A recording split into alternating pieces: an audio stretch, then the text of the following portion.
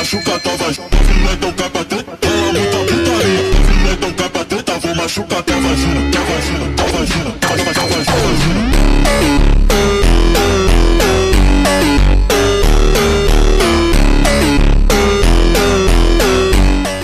Bismillahirrahmanirrahim. Assalamualaikum warahmatullahi wabarakatuh. Waalaikumsalam warahmatullahi wabarakatuh. Kami mahasiswa jurusan Ilmu Hadis Fakultas Usuluddin ingin sedikit bahas mungkin ya dari ada sedikit kasus yang menarik untuk kita bahas.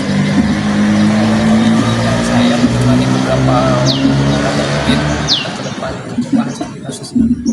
Siap. Beda dengan konten itu. Baik, kembali lagi bersama kami bertiga. Saya Muhammad Najib Febu'al-Mutin dan di sebelah saya Nabil. Saya Aiman Sakif Ahmad Dodi. Kami ingin sedikit menjelaskan ya, atau sedikit menganalisis mungkin tentang salah satu studi kasus. Kita ambil kesimpulannya adalah dari studi kasus tersebut ya. Yang pertama itu ada seorang arsitek juga yang pertama Farhan. Nah dia tuh secara finansial, secara materi dia tuh sudah kaya lah bisa disebut. Tapi dia tuh kehilangan jati dirinya. Jadi kayak dia tuh punya segalanya tapi ada sesuatu yang kurang dalam hidupnya. Nah terus dia tuh akhirnya kembalilah kepada sama pencipta. Dia mulai menjalani pendalaman spiritual. Terus dia tuh mulai mendekati kepada Allah. Terus sehabis itu dia tuh ada masalah lain. Yang pertama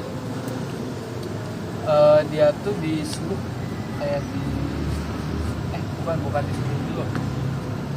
Oh ya, dia tuh disuruh membuat bangunan yang secara etika menentang secara agama gitu ya. Nah mungkin menentang secara agama itu tuh kayak tempat itu tuh dibuat untuk maksiat, buat pengakuan yang tidak pantas lah. Terus yang ketiga, yang selanjutnya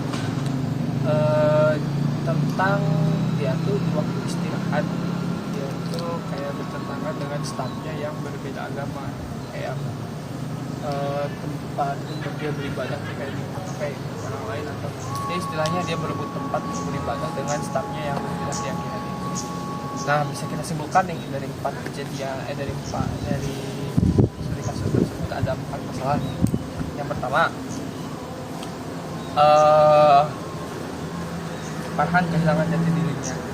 Terus yang kedua Farhan mulai kembali lagi kepada Allah. Terus yang ketiga tentang masalah bangunan. Jadi dia tuh kayak disuruh bangun tempat yang menurut dia kayak kurang gitulah, kayak tidak sesuai lah, bukan tidak sesuai dengan ajaran agamanya yaitu agama Islam. Terus yang terakhir keempat tentang toleransi. Nah kita mulai dulu nih dari yang pertama. Kita menurut kita ya Sejatinya akhlak atau eksistensi atau emang jati diri nggak bakal ada langsung, pasti terbentuk dari kecil ke besar. Ya mungkin karena emang belum terbentuk saja ya, makanya dia mencari jati dirinya. Ada catatan penting bahwa jati diri seseorang belum tentu diambil dari jati diri seseorang.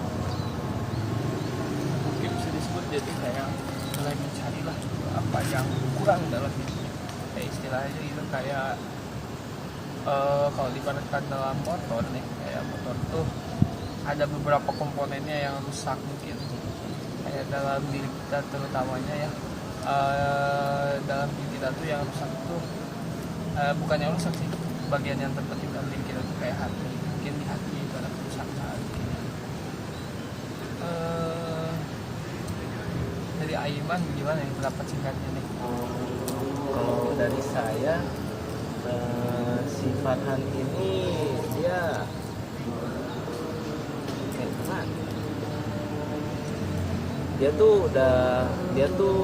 sudah memiliki materi, dia sudah memiliki kekayaan. sedangkan dia tuh merasa ada yang kurang di dalam hidupnya. Nah itu bisa diasumsikan sebagai seperti kayak teguran dari Allah agar dia tuh ingat kepada siapa yang memberikan kekayaan tersebut. Jadi Allah menegur si Farhan untuk kembali kepada sang pemberi rezeki. Karena sejatinya kekayaan yang kita dapatkan, yang kita punya gitu ya, yang kita punyai itu titipan dan akan kembali kepada pemberinya lagi. Jadi seakan-akan Allah tuh menegur si Farhan untuk kembali ke Allah. Kembalilah kepadaku. Yang lebihnya mungkin kalau diistilahkan secara dalam Al-Quran mungkin dari segi Al-Quran Allah berbicara di dalam Al-Quran itu kalau surah Al-Quran atau Al-Anjam itu pokoknya bunyinya tuh kayak ya ibadiyal ladzina asrafu ala anfusihim la taqnatu min rahmatillah. Kayak Allah di situ punya panggilan sayang gitu ke hambanya. Ya ibadi, wahai hamba.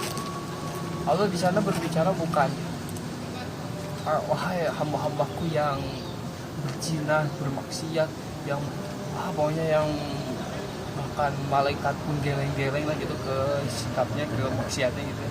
Tapi Allah berbicaranya itu wahai hamba-hambaku yang melebihi batas. Lantak-lantak janganlah kalian putus asa dan jadi sebagaimana seburuk apapun kita, sehancur apapun kita, kembalilah kepada Sang Pencipta, ya Allah. Oke, masalah pertama selesai, lanjut ke masalah kedua deh. Tadi itu kayak dia tuh mulai kembali mungkin minimal udah terjawab ya dari tadi juga, dari yang pertama juga, dari Al-Quran yang tadi saya sebutkan, mungkin dia mulai paham lah gitu bahwa sebenarnya segala sesuatunya itu akan kembali kepada Sang Pencipta ya. Intinya mungkin yang kedua ini mah seburuk ya kayak tadi yang tadi saya sebutkan, seburuk apapun kita, sejelek apapun kita, sebesar apapun dosa kita, ya kembali kita kepada Sang Pencipta ya. Oke, mungkin yang kedua sudah terjawab. Yang ketiga nih, yang ketiga itu dia tuh disuruh kembali tempat yang menyimpang ke agama.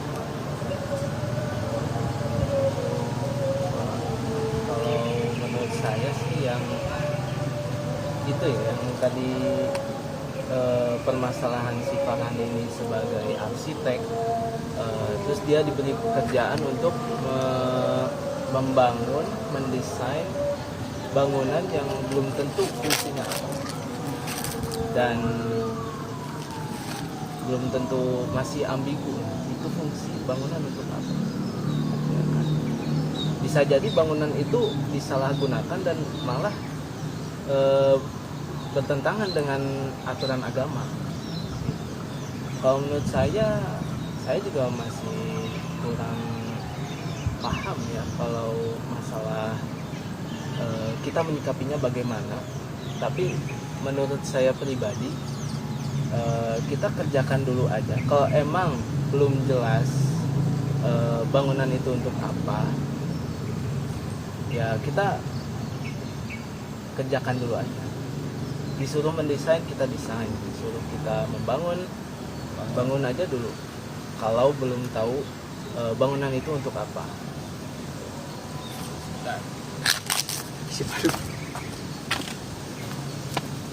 Nggak bisa di-cut pan ya. Oke, mungkin lanjut ke pertanyaan selanjutnya. Ya tadi kan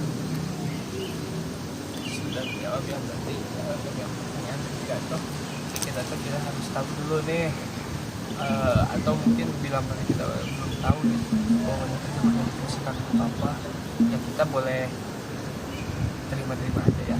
Atau mungkin kalau misal bangunan tersebut udah dipikirkan mau jadi tempat maksiat, tempat apa, mungkin kita bisa oper ke Stafetin ke teman relasi yang banyak yang non muslim gitu bisa. ya Ada yang bisnisnya emang mendesain secara spesifik untuk mendesain kayak bar, tempat duduk. mungkin cukupkan sekian dari kami. Kurang lebihnya mohon dimaafkan. Kami mohon maaf bila mana ada kesalahan. Kurang lebihnya mohon dimaafkan. Pola walatan suruh pola ambil hikmahnya. Jangan lihat siapa yang menyampaikannya. Ya. Assalamualaikum warahmatullahi wabarakatuh.